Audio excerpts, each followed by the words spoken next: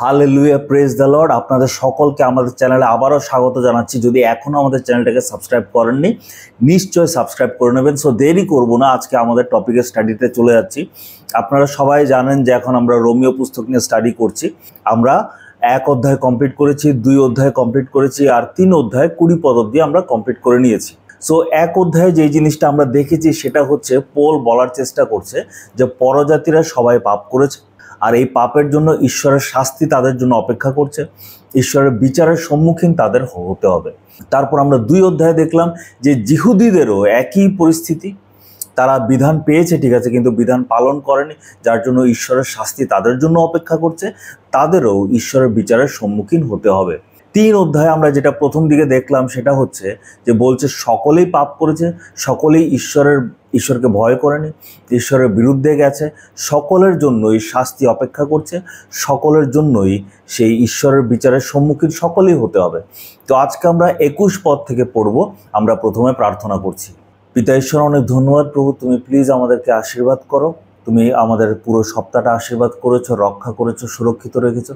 এখনও আশীর্বাদ করো যাতে তোমার বাক্যটা আমরা বুঝতে পারি। রোমিও পুস্তক যেটা আমরা এখন শিখবো, প্লিজ প্রার্থনা করে যাতে তোমার বাক্যটা আমরা বুঝতে পারি। যারা যারা শুনবে সবাই যাতে তোমার সেই নিগুড় তত্ত্বটা বুঝতে পারে। আমি যাতে ঠিকভাবে তোমার বাক্যটা বোঝাতে পারি, তুমি আশীর্বাদ দান করো। ব্লেস করো, আমাদের সকলকে ব্লেস করো প্রভু, আশীর্বাদ করো। প্রার্থনা যিশুর নামে চাইলাম, আমেন। চলুন আমরা এখন 21 পদ পড়ছি। কিন্তু এখন বিধান ছাড়াই ঈশ্বরের থেকে এক ধার্মিকতা প্রকাশিত হয়েছে, যে বিষয়ে সেই বিধান ও ভাববাদীরা সাক্ষ্য দিয়েছেন। এখানে যে জিনিসটা আমি গত ভিডিওতে একটা প্রশ্ন দিয়ে ছেড়েছিলাম, সেই প্রশ্নটা হচ্ছে, যদি আমি পরজাতি হয়ে, যেহেতু আমি যিশুর বাক্য ঈশ্বরের বাক্য পালন করিনি, ঈশ্বরের প্রতি বাধ্য ছিলাম না, পাপ করেছি, এই করেছি সেই করেছি, তার জন্য আমার জন্য বিচার অপেক্ষা করছে, আমার জন্য ঈশ্বরের শাস্তি অপেক্ষা করছে। আবার যিহুদিরা পালন করার চেষ্টা করেছে, তারপরেও তাদের জন্য সে শাস্তি অপেক্ষা করছে। তাহলে প্রশ্ন দাঁড়ায়, আমি কিভাবে উদ্ধার পাবো? আমি তো ঈশ্বরের সাথে সম্পর্ক করতে চাই, আমি তো স্বর্গে যেতে চাই, আমি তো বিচারের সম্মুখীন হতে চাই না, আমি তো শাস্তি পেতে চাই না।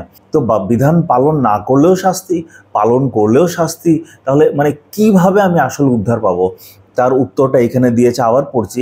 কিন্তু এখন বিধান ছাড়াই ঈশ্বর থেকে এক ধার্মিকতা প্রকাশিত হয়েছে, যেই ধার্মিকতা আমি খুঁজছি। কিভাবে আমি ধার্মিক হব? কিভাবে ধার্মিক হব? বলছে এমন একটা ধার্মিকতা এসছে যেটা বিধান ছাড়া এসছে। কিভাবে? যে বিষয়ে সেই বিধান ও ভাববাদীরা সাক্ষ্য দিয়েছেন। বলছে যে এই যে নতুন যে সিস্টেমটা এসছে, এটা নতুন না, বলতে আমাদের জন্য নতুন মনে হচ্ছে। নতুন যে সিস্টেমটা এসছে, যেখানে বিধান ছাড়াই আমি ধার্মিক হতে পারবো, এটা করতে গেছে। এটার ব্যাপারে অলরেডি বিধান বলে দিয়েছে, এটার ব্যাপারে অলরেডি ভাববাদীরা বলে দিয়েছে। আমরা যদি পুরাতন নিয়মটা দেখি, একদম আদম থেকে স্টার্ট করে মালাকি পর্যন্ত, মালাকি হচ্ছে লাস্ট বই, আদি পুস্তক প্রথম বইয়ের, ওইখানে সবচেয়ে প্রথম মানুষ আদম। ওখান থেকে যদি আমরা মালাকি পর্যন্ত দেখি, আমরা প্রত্যেকটা জায়গার মধ্যে সেই যিশুর ক্রুশ, সেই যিশুর বলিদানের আমরা দৃষ্টান্ত দেখতে পারবো। আদম যখন প্রথম পাপ করেছে, ঈশ্বর কি করেছে? তাকে বলেছে তোমার বানানো কাপড় পাতা দিয়ে তুমি তোমার উলঙ্গতা ঢাকতে পারবে না। ঈশ্বর কি করলেন? নিজে একটা ভেড়া কাটলেন, কেটে সেই ভেড়ার চামড়া দিয়ে আদমকে কভার করে দিলেন। সো এটাও যিশুর দৃষ্টান্ত, যে আমরা নিজের ধার্মিকতা দিয়ে নিজের পাপগুলিকে লুকাতে পারবো না। এই জন্য যিশু ভেড়া, যিশুকে বলি দিয়ে যিশুর চামড়া দিয়ে আমাদেরকে ঢাকা হয়েছে। ওখানে পর্যন্ত যিশুর দৃষ্টান্ত। অব্রাহাম আর ইসাহাক যিশুর দৃষ্টান্ত, মসি যিশুর দৃষ্টান্ত, এই সব কিছু যিশুর দৃষ্টান্ত রয়েছে, ঠিক আছে? যিশুর মৃত্যুর দৃষ্টান্ত। তারপর আমরা যিশায়া পুস্তকে দেখি 53 অধ্যায়ে, যেখানে স্পষ্ট লেখা আছে যিশুর মৃত্যু কেমন হবে। গীতসংগীতাতে যিশুর মৃত্যুর ব্যাপার লেখা আছে, এমনকি এটাও লেখা আছে যিশুকে কোথায় কবর দেওয়া হবে। তারপর যখন আমরা বিধানটা দেখি ভালো করে, যদি আমরা বিধান নিয়মগুলি, যে 600টা নিয়ম আছে, এগুলি যদি পড়ি, আমরা বুঝতে পারবো প্রত্যেকটা জিনিস যিশুর দিকে পয়েন্ট করছে, যিশুর দিকে দেখাচ্ছে, যিশুর সেই ক্রুশীয় বলিদানের দিকে দেখাচ্ছে, যিশু যে আমাদেরকে পরিত্রাণ দেবে সেটার দিকে দেখাচ্ছে। ইভেন ইব্রিয় পুস্তকে যখন আমরা পড়ি, তখন লেখক বলছে যে যারা অতীতে ছিল, পুরাতন নিয়মে যারা ছিল, তারা ভবিষ্যতের দিকে তাকিয়ে, তারা ভবিষ্যতের উপর বিশ্বাস রেখে তারা চলেছে। কি? তারা সেই ভবিষ্যতের যে ঈশ্বর রাজ্য আসবে, যিশুর দ্বারা যে রাজ্যটা আসবে, তার দিকে তারা তাকিয়েছিল। আমরা কি করছি? আমরা অতীতের দিকে তাকাচ্ছি, সেই ক্রুশের দিকে তাকাচ্ছি। যারা যিশুর সঙ্গে ছিল তারা বর্তমানের দিকে তাকিয়েছে, যারা যিশুর আগে ছিল তারা ভবিষ্যতের দিকে তাকিয়েছে, আর আমরা যারা যিশুর পরে এসেছি আমরা অতীতের দিকে তাকাচ্ছি। মানে এখানে বলছে যে এই যে নতুন সিস্টেম, এটা তোমরা ভাববে না এটা নতুন সিস্টেম। বিধান অলরেডি এর ব্যাপারে কথা বলেছে, ভাববাদীরা অলরেডি এই ব্যাপারে কথা বলেছে, এটা কোনো নতুন সিস্টেম না। তারপরে 22 পদ আমরা পড়ব। এই ধার্মিকতা যারা বিশ্বাস করে তাদের প্রতি যীশু খ্রিস্টে বিশ্বাসের মাধ্যমে ঈশ্বরের কাছ থেকে আসে, এখানে কোনো পার্থক্য বিভেদ নেই। সো এইখানে বলছে এই যে ধার্মিকতার কথা বলা হয়েছে, যেই ধার্মিকতা বিধানের উপর ডিপেন্ড করে না, বলছে কি এই ধার্মিকতা যারা বিশ্বাস করে, যারা বিশ্বাস করে না তাদের জন্য না, যারা বিশ্বাস করে তাদের জন্য এটা যীশু খ্রিস্টর থেকে এসছে, ঈশ্বরের কাছ থেকে এসছে, যিশুর মাধ্যমে এসছে। আর বলছে কিভাবে এটা, এই ধার্মিকতা যারা বিশ্বাস করে তাদের প্রতি যীশু খ্রিস্টে বিশ্বাসের মাধ্যমে ঈশ্বরের কাছ থেকে আসে, এখানে কোনো পার্থক্য নেই। এটা ঈশ্বর থেকে আসছে, যিশুর মাধ্যমে আসছে, কিন্তু যিশুর উপর বিশ্বাসের দ্বারা আসছে। মানে এই পুরো ধার্মিকতাটা আমার বিশ্বাসের উপর নির্ভরশীল। এইটা শুধুমাত্র মানে আমি যিশুকে ভালোবাসি, যিশুকে বিশ্বাস করি মুখে বললে হবে না, মন থেকে যখন প্রকৃতভাবে আমি যিশুর সেই ক্রুশীয় বলিদানের উপর বিশ্বাস করব, তখন সেই পরিত্রাণ, সেই ধার্মিকতা আমার মধ্যে আসবে। অনেকে ভাবে যিশুর উপর বিশ্বাস করা মানে যিশু আমার জীবনে অলৌকিক কাজ করবেন, যিশু আমার অসুস্থতা ঠিক করে দেবেন, এই করবেন সেই করবেন, আশীর্বাদ দেবেন, এটার উপর বিশ্বাস না। না না, যিশুর উপর বিশ্বাস, যে বিশ্বাসটা আমাকে ধার্মিকতা দেবে, যেই বিশ্বাসটা আমাকে পরিত্রাণ দেবে, যেই বিশ্বাসটা আমাকে উদ্ধার দেবে, সেই বিশ্বাসটা হচ্ছে যিশুর ক্রুশের উপর, যিশুর বলিদানের উপর, যিশুর সেই মৃত্যুর উপর বিশ্বাস করা, যে যিশুর মৃত্যুর দ্বারা আমার পাপ ক্ষমা হয়েছে, যিশুর বলিদান দ্বারা আমি উদ্ধার পেয়েছি। এটার উপর সম্পূর্ণ বিশ্বাস যখন আসে, তখন বলছে সেই ধার্মিকতা আমার মধ্যে আসবে।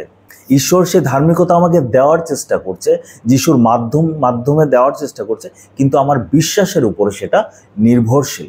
আর এখানে বলছে কোনো পার্থক্য নেই, আপনি যিহুদি হন, আপনি অযহুদি হন, আপনি বাঙালি হন, আপনি যে কোনো জাতির হন, কোনো পার্থক্য নেই, সবার জন্য একই সিস্টেম। বিশ্বাস করুন প্রকৃতভাবে মন থেকে, সেই ধার্মিকতা আপনি পাবেন। এর মানে এটা না, আবার অনেকে ভাবে ও তার মানে শুধু বিশ্বাস দিয়ে হয়ে যায়। এখানে শুধু বিশ্বাসের কথা বলছে, আরও অনেক জায়গায় অনেক আরও জিনিস লেখা আছে, অনুতাপের কথা লেখা আছে, মুখ দিয়ে প্রভুকে স্বীকার করার কথা লেখা আছে, বাপ্তিস্মর কথা লেখা আছে। এই পদে শুধু বিশ্বাসটা নিয়ে ডিসকাস হচ্ছে। কেন? এর কারণটা হচ্ছে অতীতে আমরা অলরেডি জানি যে, আমি আপনাদেরকে বলেছি রোমীয় মণ্ডলীতে কিছু জিহুদিরা ঢুকে গেছিল, জিহুদি খ্রিস্টিয়ানরা ঢুকে গেছিল।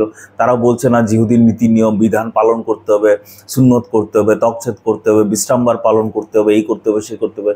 তো এই জন্য পোল এখানে বেসিক্যালি বিশ্বাসটাকে বেশি প্রায়োরিটি দিচ্ছে, ইম্পর্টেন্স দিচ্ছে। কারণ পোল বলার চেষ্টা করছে এই যে তোমরা বিধান পালন করতে হবে, এই করতে হবে সে করতে হবে, বলছে এগুলি কিছু লাগবে না, বিশ্বাস দ্বারা এটা আসছে, বিধান পালনের দ্বারা না। তো মেইন যেহেতু এটার ফোকাসটাই হচ্ছে বিধান পালন করব কি করব না, করব কি করব না, মেইন টপিকটা হচ্ছে এটা। এই জন্য বিশ্বাসটাকে বেশি স্থাপন করেছে পোল। এর মানে এটা না যে অন্য যেগুলির কথা বললাম, অনুতাপ করা, যিশুকে প্রভু হিসাবে স্বীকার করা, বাপ্তিস্ম নেওয়া, এগুলি অগ্রাহ্য করে, এগুলি দরকার নেই, না না। এইখানে এই জিনিসটার কথা আমরা মেইনলি দেখছি। 23 পদে বলছে কারণ সকলেই পাপ করেছে এবং ঈশ্বরের গৌরববিহীন হয়েছে। কারণ 22 পদে যেটা আমরা পড়েছি, আবার পড়ছি 22 পদে লাস্টের পার্টটা, 22-এর লাস্টের পার্টটা দেখুন, এখানে কোনো পার্থক্য বিভেদ নেই, কারণ সকলেই পাপ করেছে এবং ঈশ্বরের গৌরববিহীন হয়েছে। তো এখানে বলছে পার্থক্য নেই, যিহুদি হোক, অযহুদি হোক, বাঙালি হোক, অবাঙালি হোক, কোনো পার্থক্য নেই। কেন? কারণ সবাই পাপ করেছে, এমন একজনও নেই যে পাপ করেনি, ঈশ্বরের গৌরববিহীন সবাই হয়েছে। এই রোমীয় 3:23 পদটা খুব ফেমাস, এটা দিয়ে সুসমাচার প্রচারের সময় এই পদটা প্রায় ব্যবহার করা হয়, যেখানে খুব সুন্দরভাবে লিখেছে কারণ সকলেই পাপ করেছে এবং ঈশ্বরের গৌরববিহীন হয়েছে। আপনি যখন সুসমাচার প্রচার করবেন এই পদটা কিন্তু ইউজ করবেন, কারণ এটা খুব ইম্পর্টেন্ট। সকলেই পাপ করেছে, যার সাথে আপনি স্টাডি করছেন, যার কাছে গিয়ে আপনি সুসমাচার প্রচার করছেন, তার পাপের কথা কিন্তু আপনার বলতে হবে। কারণ পাপের কথা যদি আপনি না বলেন তাহলে সে অনুতাপ কিসের করবে? যদি সে অনুতাপ না করে, সে যিশুর বলিদানের উপর বিশ্বাস করে কি লাভ? কারণ যিশুর বলিদান তো পাপ ক্ষমার জন্য হচ্ছে। পাপেই যদি আমি না বুঝলাম, পাপের প্রতি যদি আমার অনুশোচনাই হলো না, তাহলে সেই বলিদান দিয়ে আমার কী লাভ হবে? আর যিশুর বলিদানটাই যদি আমি বুঝতে পারলাম না, তাহলে হাজারবার বাপ্তিস্ম নিয়েও কোনো লাভ নেই। তো এই জন্য যিশু তাদের পাপের কথা বলবেন, তারা যে পাপ করেছে, আর এই পাপ দ্বারা যে তারা ঈশ্বরের গৌরববিহীন হয়ে গেছে, গৌরব থেকে পড়ে গেছে, সেটা তাদেরকে উপলব্ধি করাতে হবে।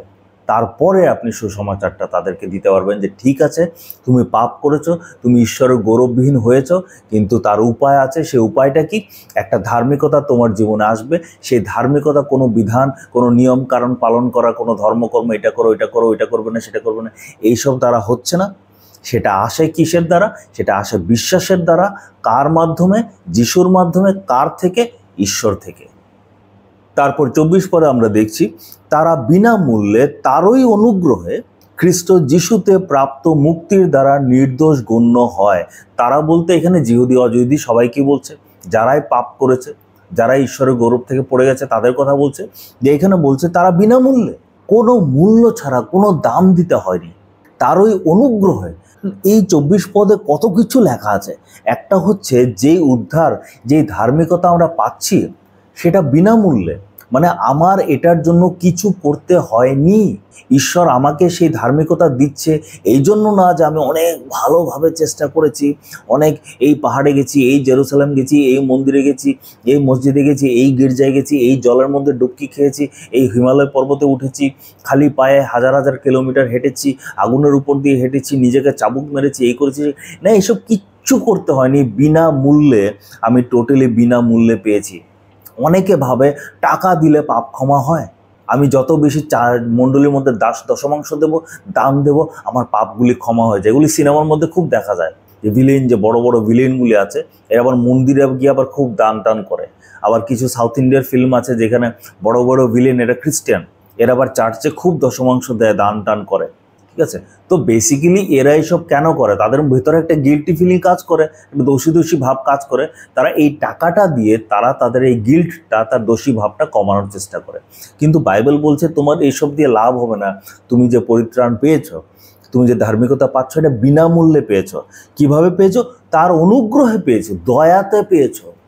আমরা আমাদের ইগো এত বেশি, অহংকার এত বেশি, আমরা দয়া পেতে চাই না। হ্যাঁ, আমার প্রতি দয়া করবে, আমি কি দয়ার পাত্র? আমি তো কত তো ঈশ্বর বলছে তুমি দয়ার পাত্র, কারণ তুমি নোংরা পাপী, তুমি পাপ করেছো, আমার গৌরব থেকে তুমি পড়ে গেছো, তুমি অনেক নিচে আছো, তোমার জন্য শাস্তি অপেক্ষা করছিল, তোমার জন্য বিচার অপেক্ষা করছিল। আমি সেটাকে সরিয়ে দিয়ে তোমাকে ধার্মিকতা দিচ্ছি, এটা দয়া দিচ্ছি। তোমার যদি নিতে ইচ্ছা নাই, নেবে না, যাবে, শাস্তি পাবে। এটা দয়া, এটা অনুগ্রহ। আর এটা কিভাবে আসে? বলেছে এটা বিনামূল্যে আসছে। তারপর বলছে খ্রিস্ট যিশুতে প্রাপ্ত মুক্তির দ্বারা নির্দোষ গণ্য হয়। সকলে পাপ করেছে, এর আগের পদে আমরা দেখলাম 23 পদে সকলে পাপ করেছে, কিন্তু এখানে কি দেখছি? তারা নির্দোষ গণ্য হয়। মানে আমি পাপ করেছি, কিন্তু আমি নির্দোষ গণ্য হচ্ছি। আমি মার্ডার করেছি, কিন্তু আমি নির্দোষ গণ্য হচ্ছি। আমি কামলালসা করেছি, মিথ্যে কথা বলেছি, রাগ করেছি, ব্যভিচার করেছি, এই করেছি, সেই করেছি, কিন্তু আমি নির্দোষ গণ্য হচ্ছি। কত আশ্চর্য, কত সুন্দর ব্যাপার। আমি খারাপ, আমি পাপী, আমি ঈশ্বরের থেকে দূরে চলে গেছি, আমি ঈশ্বরের বিরুদ্ধে কাজ করেছি, কিন্তু এখানে আমাকে নির্দোষ গণ্য করা হচ্ছে। তাও কিভাবে? অনুগ্রহে, দয়াতে, বিনামূল্যে। এটা শুনে যদি আপনি কৃতজ্ঞ না হন, এটা শুনে যদি আপনি আপনার পাপকে এক লাথি মেরে 10 কিলোমিটার দূরে না ফেলেন, তাহলে আমি জানি না আপনাকে কি কি জিনিস আপনাকে সঠিক রাস্তায় আনবে। এই পথটা শুনে যদি আপনার মনের ভিতরে চেতনা না হয় যে ঈশ্বর আমাকে এত ভালোবাসেছেন, যে বিনামূল্যে আমাকে এত বড় একটা জিনিস দিয়ে দিয়েছেন, আমি নোংরা পাপী হওয়ার সত্ত্বেও আমাকে নির্দোষ গণিত করা হচ্ছে বিনামূল্যে, অনুগ্রহতে, দয়াতে। এখন আমরা 25 পদ পড়ব। 25 পদটাও খুব ইম্পর্ট্যান্ট। তার রক্তে বিশ্বাসের মাধ্যমে, এইখানে খুব সুন্দরভাবে বলছে বিশ্বাসটা কিসের উপর? তার রক্তের উপর বিশ্বাসের মাধ্যমে ঈশ্বর তাকেই, মানে যিশুকেই প্রায়শ্চিত্ত বলি রূপে উপস্থাপিত করেছেন। আপাতত এতটুকুই বোঝাচ্ছে, যিশুকে প্রায়শ্চিত্ত বলি রূপে উপস্থাপিত করেছেন। এই জিনিসটা বুঝতে হবে, এই জিনিসটা খুব ইম্পর্ট্যান্ট একটা জিনিস। যিশু কিন্তু শুধু মারা যাননি, যিশুকে বলি রূপে উৎসর্গ করা হয়েছে। এই কিসের বলি? প্রায়শ্চিত্তর বলি। কার প্রায়শ্চিত্ত? আপনার ও আমার পাপের প্রায়শ্চিত্ত করেছে যিশু। কাণ্ডটা করেছে কে? পাপটা করেছে কে? পাপ করেছেন আপনি, পাপ করেছি আমি, কিন্তু প্রায়শ্চিত্ত করেছে কে? প্রায়শ্চিত্ত করেছেন যিশু। আমার পাপের জন্য বলি দেওয়া হয়েছে। যারা খ্রিস্টীয় পরিবারে জন্ম হয়েছে তারা হয়তো বলির ইম্পর্টেন্সটা আপনারা বুঝতে পারবেন না, কারণ আমার নিজেও খ্রিস্টীয় পরিবারে জন্ম হয়েছি। সো বলি জিনিসটা কত বেশি গুরুত্বপূর্ণ বা এটা কেমন জিনিস এটা আমি কল্পনা করতে পারি না, ইম্যাজিন করতে পারি না, কিন্তু যারা হিন্দু ব্যাকগ্রাউন্ড থেকে স্পেশালি যারা এসছে তারা এই জিনিসটা কিন্তু ভালো বুঝবে, কারণ তাদের সেই ধর্মের মধ্যে বলি জিনিসটা রয়েছে, পাপ ক্ষমার জন্য বলি দেওয়া হয়। এখন কতটুকু গভীরে ঢুকে তারা তাদের নিজের ধর্ম বুঝেছে ওটা আমি জানি না, যাই হোক, কিন্তু আমি ধরে নিচ্ছি তারা এই ব্যাপারটা ভালো বুঝবে। ঠিক আছে, যে যিশুকে আমার পাপের জন্য বলি দেওয়া হয়েছে। কে বলি দিয়েছে? কে উৎসর্গ করেছে? ঈশ্বর উৎসর্গ করেছে। ভালো করে পড়ুন 25 পদে, তার রক্তে বিশ্বাসের মাধ্যমে ঈশ্বর তাকেই প্রায়শ্চিত্ত বলিরূপে উপস্থাপিত করেছেন। যিশুকে বলি দেওয়া হয়েছে, যিশুকে হত্যা করা হয়েছে। কারা করেছে? রোমীয়রা করেছে, যিহুদিরা করেছে। তাদের পাপের জন্য ঈশ্বর তাদেরকে ব্যবহার করেছেন এই মহৎ কাজ করার জন্য। এখন আপনি বলতে পারেন, ও তারা ঈশ্বর যেহেতু করাচ্ছেন তাহলে ঈশ্বর, তাদের কি দোষ? ঈশ্বর করাচ্ছেন? না, ঈশ্বর তাদের দ্বারা করাচ্ছেন না। তাদের চরিত্রটাই ছিল খারাপ, তারা এমন ধরনের কাজ করতোই।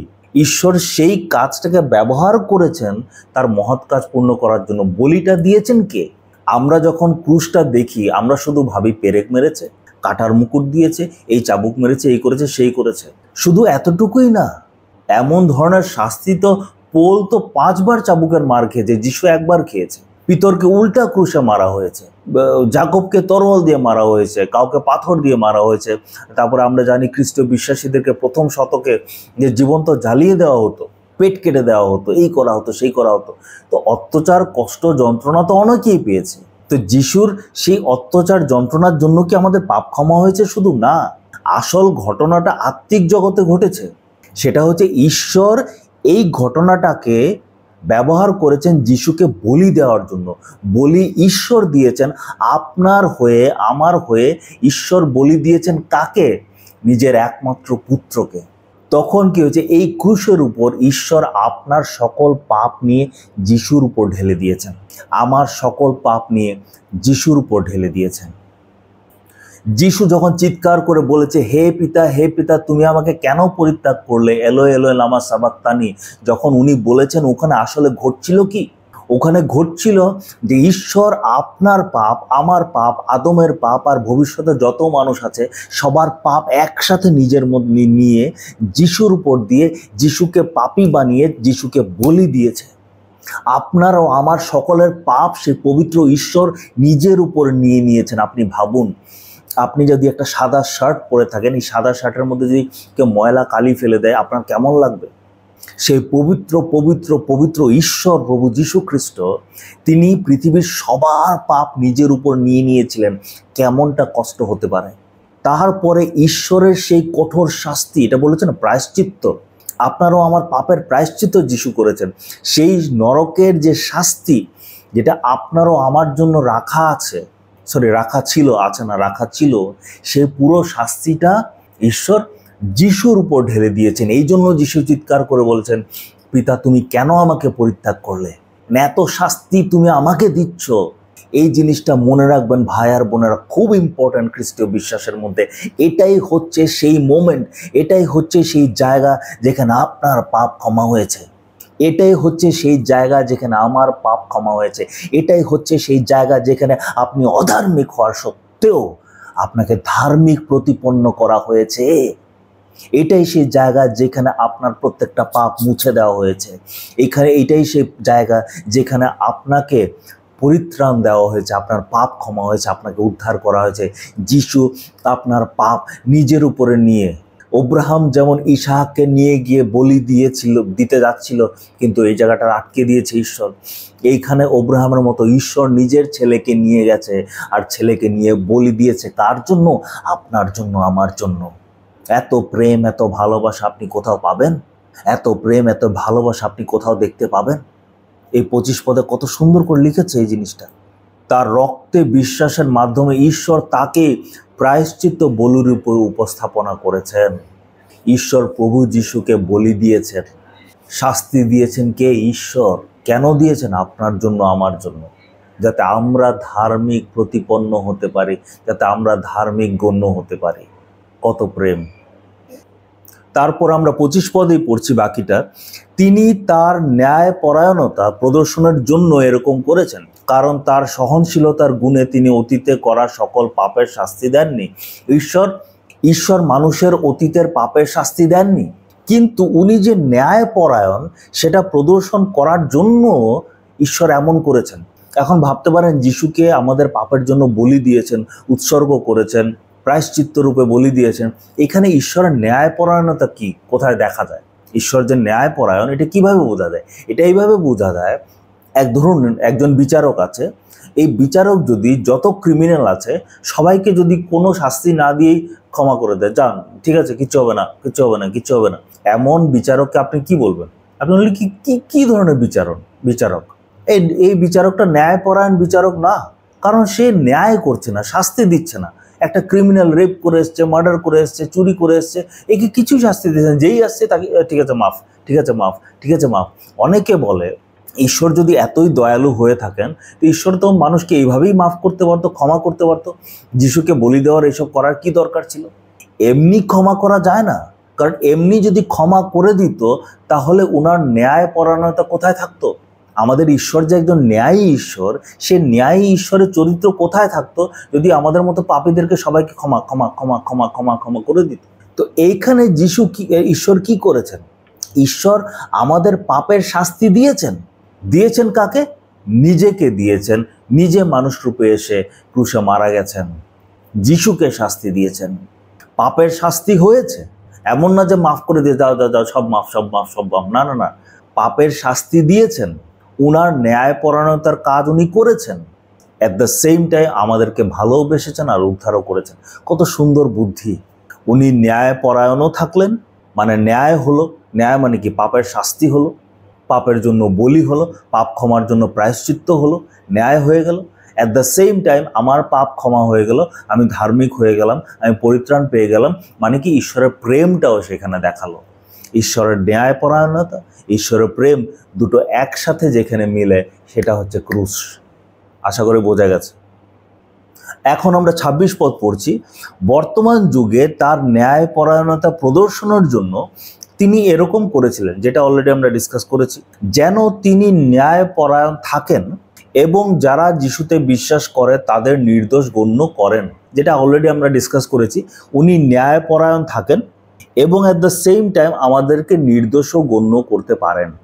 যদি উনি ডাইরেক্টলি যিশুকে বলি না দিয়ে আমাদেরকে ডাইরেক্ট ক্ষমা করে দিতেন, আমরা নির্দোষ গণ্য হতাম, কিন্তু উনার ন্যায়পরায়ণতা থাকতো না।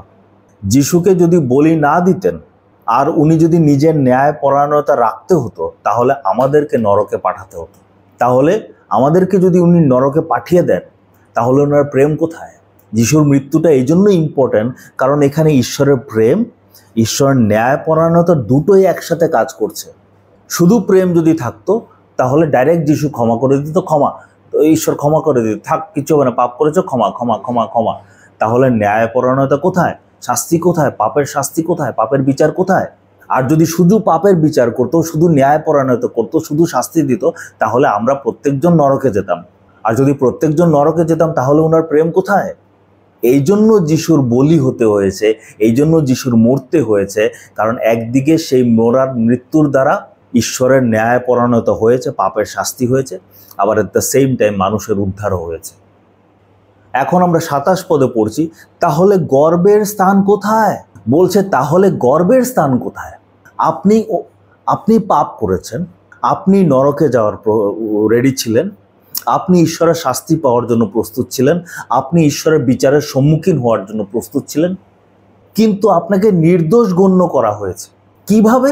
ঈশ্বর তার নিজের পুত্রকে বলি দিয়েছে, আপনার পাপ যিশুর উপর ঢেলে দিয়েছে, ঈশ্বর দয়া করে অনুগ্রহ করে আপনাকে উদ্ধার করেছে।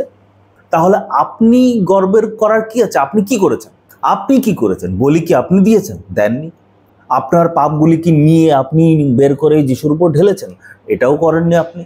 আপনি কি খুব প্রার্থনা করে প্রভু আমার পাপ ক্ষমা করে দাও এই করেছেন? এটাও করেননি। আপনি কি খুব অতিরিক্ত ধার্মিক কাজ করেছেন, অনেক ধার্মিকতার কাজ করেছেন, যেটার জন্য ঈশ্বর বলছে বা তুমি এত ধার্মিকতার কাজ করেছো, আসো আসো আমার কাছে আসো, আমি তোমাকে আলিঙ্গন করি, এটা করেছেন? এটাও করেননি। তাহলে করেছেনটা কি? কিছুই তো করেননি, শুধু বিশ্বাস করেছেন। এই জন্য বলছে তাহলে গর্বের স্থান কোথায়? অহংকার করার কি আছে? কিছুই নেই। নম্র হয়ে যান। আমরা অন্যদের বিচার করি, অন্য খ্রিস্টীয় বিশ্বাসীদের বিচার করি, আমরা অবিশ্বাসীদের বিচার করি। নিজেকে ভালো করে চিন্তা করে দেখুন, আপনি গর্বের স্থান কোথায়? কিসের জন্য গর্ব করছেন? নিজের ধার্মিকতা নিয়ে কিসের গর্ব করছেন? কিসের তো অহংকার করছেন? আপনি কি করেছেন যার জন্য আপনি পরিত্রাণ পেয়েছেন? আপনি কি করেছেন যার জন্য আপনি উদ্ধার পেয়েছেন? আপনি কি করেছেন যার জন্য আপনাকে ধার্মিক গণ্য করা হয়েছে? কিছু না, বলে না কিচ্ছু না, আপনি কিছুই করেননি। তারপর বলছে তা বর্জন করা হয়েছে, মানে অহংকার গর্ব বর্জন করা হয়েছে। কেন? কোন নীতির দ্বারা? তা কি বিধান পালনের জন্য?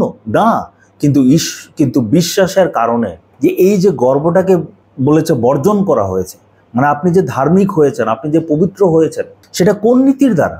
আপনি কোন নীতি পালন করেছেন, কোন নীতি ফলো করেছেন যার জন্য আপনাকে ধার্মিক প্রতিপন্ন করা হয়েছে? কোনো নীতি না। তার বলছে তা কি বিধান পালনের জন্য? আপনি কি বিধান পালন করেছেন? এই জন্য কি আপনি পরিত্রাণ পেয়েছেন? এই জন্য কি আপনি উদ্ধার পেয়েছেন? না। কিন্তু বিশ্বাসের কারণে আপনি আপনার তরফ থেকে কি করেছেন? আপনার পক্ষ থেকে আপনি শুধু একটা কাজ করেছেন, বিশ্বাস করেছেন। তো চলুন আমরা 28 পদ পড়ছি। কারণ আমাদের সিদ্ধান্ত এই যে একজন ব্যক্তি বিধান পালন না করে বিশ্বাসের মাধ্যমে নির্দোষ গণ্য হয়। তা আমাদের সিদ্ধান্ত মানে কি? আমাদের ফাইনাল যে ডিসিশন। এত যে তর্ক করলাম, প্রথম অধ্যায়ে বললাম অজিহুদিরা পাপী, তারা শাস্তি পাবে। দ্বিতীয় অধ্যায়ে বললাম জিহুদিরা শাস্তি পাবে। তৃতীয় অধ্যায়ে ফার্স্ট পার্ট অফ দিয়ে বললাম সবাই পাপ করেছে, সবাই শাস্তি পাবে। তো এইখানে আমি কিছু এক্সপ্লেন করলাম, পোল বলছে। এখন ফাইনাল সিদ্ধান্তটা কি? ফাইনাল সিদ্ধান্তটা এই যে একজন মানুষ বিধান পালন না করে বিশ্বাসের মাধ্যমে নির্দোষ গণ্য হয়। বিশ্বাসের মাধ্যমে নির্দোষ গণ্য হয়। 29 পদে বলছে ঈশ্বর কি কেবলমাত্র ইহুদিদেরই ঈশ্বর? তিনি কি অইহুদিদেরও ঈশ্বর নন? হ্যাঁ, তিনি অইহুদিদেরও ঈশ্বর। এখানে আবার পোল এই টার্গেটে চলে গেছে। ওই আপনাদেরকে আগে বলেছি, জিহুদি খ্রিস্টানরা ঢুকে বলছে জিহুদি নিয়ম পালন করতে হবে, এই করতে হবে, সেই করতে হবে, না হলে হবে না। তো এখানে পোল বলছে আর তোমরা যে খালি জিহুদি বলছো, ঈশ্বর কি শুধু জিহুদির? ঈশ্বর তো পুরো বিশ্ব ব্রহ্মাণ্ড সৃষ্টি করেছেন না? তো যে ঈশ্বর পুরো বিশ্ব ব্রহ্মাণ্ড সৃষ্টি করেছেন, উনি কি শুধুমাত্র এই একটা জাতি জিহুদি জাতিরই? আর অন্যদের ঈশ্বর কি উনি না? তো উনি তো অন্যদেরও ঈশ্বর না? তো শুধু তোমার সিস্টেম দিয়ে কথা বললে হবে না তো। বিশ্বাসের মাধ্যমে সবাই পরিত্রাণ পেয়েছে, বিশ্বাসের মাধ্যমে সবাই নির্দোষ গণ্য করা হয়েছে। তারপর 30 পদে বলছে যেহেতু ঈশ্বর একজনই, যিনি সুন্নত হওয়া লোকদের বিশ্বাসের মাধ্যমে ও সুন্নতবিহীন লোকদের সেই একই বিশ্বাসের মাধ্যমে নির্দোষ গণ্য করবেন। ঈশ্বর যেহেতু একজনই, উনার সিস্টেমও একরকমই হবে। উনি তো এরকম না যে অজিহুদিদের জন্য আলাদা সিস্টেম, অজিহুদিদের জন্য আলাদা সিস্টেম। যেমন অনেক অনেক মানুষরা, অবিশ্বাসীরা বলে হ্যাঁ ঈশ্বর তো এক, উনি সব এক, সব কিছুই এক। তাহলে প্রশ্নটা হচ্ছে, ঈশ্বর যদি এক হয়ে থাকে, উনি ভারতবর্ষের জন্য সিস্টেম বানিয়েছেন একরকম, ইরান ইরাকের জন্য সিস্টেম বানিয়েছেন একরকম, ইংল্যান্ড আমেরিকার জন্য সিস্টেম বানিয়েছে একরকম, এমন কি হয়? ঈশ্বর যদি একজন হয়ে থাকেন, উনাকে আরাধনা করার সিস্টেমও তো একই হওয়া উচিত না? আলাদা আলাদা ভিন্ন ভিন্ন কেন হয়েছে? ভিন্ন ভিন্ন এই জন্য হয়েছে কারণ মানুষরা ঈশ্বরের কথা শোনেনি, তারা নিজেদের ব্রেন খাটিয়ে তারা ধর্ম তৈরি করেছে। ঈশ্বরের সিস্টেমে যদি যাই তাহলে একটাই সিস্টেম হবে, আলাদা আলাদা সিস্টেম হবে না। ও আচ্ছা, তো তোমরা ইন্ডিয়ার মানুষ, তোমাদের জন্য আলাদা সিস্টেম। ও তোমরা ইরান ইরাক এসব জায়গার মানুষ, তোমাদের জন্য আলাদা সিস্টেম দিচ্ছি, তোমাদের জন্য আলাদা সিস্টেম দিচ্ছি, তোমরা নিজেদের সিস্টেম করো। ও তোমাদের জন্য আমি সিস্টেম দিচ্ছি, তোমাদের জন্য অনেকগুলি দেবদেবতা, তোমরা মরার পর আবার জন্ম হবে, আবার জন্ম হবে, আবার জন্ম হবে, আবার জন্ম হবে তোমাদের জন্য। আর শোনো, তোমাদেরকে বলে দিচ্ছি, তোমাদের জন্য কিন্তু কোনো পাপের বলি টলি সিস্টেম নেই, তোমরা নিজেদের ধার্মিকতা দ্বারা করতে হবে। আর তোমাদের একবারে মৃত্যু, তারপরে শেষ, খতম। এরপরে তোমাদের জন্য স্বর্গ আছে, ঠিক আছে? ওই স্বর্গের মধ্যে কিন্তু 72 জন সুন্দর সুন্দর হুরু থাকবে, ওদের সঙ্গে তোমরা এন্টারটেনমেন্ট করবে, মজা করবে। আর তোমাদের জন্য শোনো, তোমাদের এই পুনর্জন্ম টন্ম এসব কিছু নেই, একবার জন্ম হবে তারপরে মরে যাবে, ঠিক আছে। আবার তোমাদের জন্য একটা ইন্টারেস্টিং ব্যাপার, তোমাদের পাপ ক্ষমার জন্য একটা ব্যবস্থা করে দিয়েছি। আর ঠিক আছে, তোমরা নিজেদের সিস্টেমে চলবে, কেউ কাউকে ডিস্টার্ব করবে না। এটা কি হলো? ঈশ্বর কি এমন করবে? ঈশ্বর যদি বিশ্বব্রহ্মাণ্ডের সৃষ্টিকর্তা হয়ে থাকেন, তাহলে উনি সিস্টেমে একই তো দেবেন না। তো এখানে এইটাই বলছে, জিহুদিরাও বিশ্বাস দ্বারা পরিত্রাণ পেয়েছে, অজিহুদিরাও সেই একই বিশ্বাস দ্বারা পরিত্রাণ পেয়েছে। সিস্টেম কোন আলাদা নেই, সিস্টেম একই। তো আজকের লাস্ট পদে যাচ্ছি, সেটা হচ্ছে 31 পদ। সেখানে বলছে, তাহলে আমরা কি এই বিশ্বাসের দ্বারা বিধানকে বাতিল করি? তো এখানে সত্যিকার একটা ইন্টারেস্টিং কথা, যেখানে আমরা প্রথম থেকে করে আসছি, বিধান পালন দ্বারা আমরা পরিত্রাণ পাচ্ছি না, বিধান পালন দ্বারা কেউ ধার্মিক প্রতিপন্ন বা গণ্য হচ্ছে না, বিধান পালন দ্বারা কিছু হচ্ছে না। তার মানে কি বিধান ফেলে দেবো? বিধানটা দরকার নেই? ঈশ্বরকে টাইম পাস করার জন্য দিয়েছিলেন, ঠিক আছে। তো এই বিধানটা কে দিয়েছিলেন? বিধান তো দিয়েছিলেন ঈশ্বর। তো ঈশ্বর কি একটা ভুলভাল জিনিস, আননেসেসারি অযথা একটা জিনিস ইসরায়েলিদেরকে দিয়ে বলছে, এই তোমরা পালন করো, পরের দিকে বলছে না যোগ যোগ যোগ যোগ, এটা লাগবে না ফেরত ছুঁড়ে ফেলে দাও? না, বলছে এর মানে কি আমরা কি বিধানকে বাতিল করে দিচ্ছি? আমরা কি বলছি বিধান কোনো দরকার নেই, বিধান ইউজলেস? না, আদৌ তা নয়। মানে কি না, যখন এটা বলছে আদৌ তা নয়, মানে আরে না, এমন না না না এমন হতেই পারে না, এমন ধরনের জিনিসটা বলছে। আমরা বিধানকে প্রতিষ্ঠা করছি, বলছে যখন আমরা প্রভু যীশু খ্রিস্টের উপর বিশ্বাস করে সে অনুগ্রহ দ্বারা আমরা যখন ধার্মিক গণ্য হচ্ছি, এটা দ্বারা আমরা বিধানকে বাতিল করছি না, উল্টা বিধানকে প্রতিষ্ঠা করছি। কিভাবে আমরা বিধানকে প্রতিষ্ঠা করছি? কারণ বিধানের যে 600টার উপরে যে নিয়মগুলি ছিল, সেই নিয়মগুলি সবাই যদি পালন করত, তাহলে কি হতো? সবাই ধার্মিক হতো, রাইট? বিধানের মধ্যে 600টার থেকে বেশি আইন নিয়ম কানুন আছে। একজন কোনো যদি মানুষ এমন থাকে যে প্রত্যেকটা আইন ভালোভাবে পালন করেছে, তার মানে সে বিধানটাকে প্রতিষ্ঠা করেছে, সে ধার্মিক হতে পেরেছে। তো এখানে যিশুর উপর বিশ্বাস দ্বারা মানুষ কি হচ্ছে? ধার্মিক হচ্ছে। তো তারা কি করছে? তার মানে সেই বিধানের যে সব জিনিস দরকার ছিল, সে বিধান না পালন করে সেটা পেয়ে গেছে। তার মানে সে কি আলটিমেটলি সে বিধান পালন করেছে। এটা বুঝতে একটু অসুবিধা আপনাদের হয়তো হতে পারে, ঠিক আছে। মানে আমি এবিসিডি না পড়েই যদি আমি এবিসিডি লিখতে পারি, তার মানে কি আমি এবিসিডিকে বাতিল করছি? না, আমি তো এবিসিডি লিখতে পারছি। আমি হয়তো স্কুলে এবিসিডি পড়িনি, অ আ ক খ কখনো পড়িনি, কিন্তু পরীক্ষা হলে গিয়ে আমি সুন্দরভাবে এবিসিডি অ আ ক খ সব লিখে দিচ্ছি। তাহলে কি আমি বলবো যে আমি এবিসিডিকে বাতিল করে দিয়েছি? না, আমি তো এবিসিডি লিখছি। সেইমভাবে বিধান পালন করে আমি ধার্মিক হতে পারতাম, এখন আমি আলটিমেটলি ধার্মিক হয়েছি। তার মানে কি? তার মানে তো আমি বিধান পালন করেছি। তো এটাই এখানে বলার চেষ্টা করছি, আমরা বিধানকে বাতিল করছি না, অগ্রাহ্য করছি না, উল্টা বিধানের সিস্টেমটাকে আমরা স্থাপন করছি, বিধানটাকে প্রতিষ্ঠা করছি। তো আজকে আমরা ভিডিওটা এটাই দেখলাম। প্রথমত দেখলাম সবাই পাপ করেছি, কিন্তু এই পাপের থেকে আমাদেরকে নির্দোষ গণ্য করা হয়েছে। কিভাবে? যিশুর বলিদান দ্বারা। যিশুকে বলি দেওয়া হয়েছে। কে দিয়েছে যিশুকে বলি? ঈশ্বর দিয়েছে যিশুকে বলি। কার জন্য? আপনারও আমার পাপের জন্য।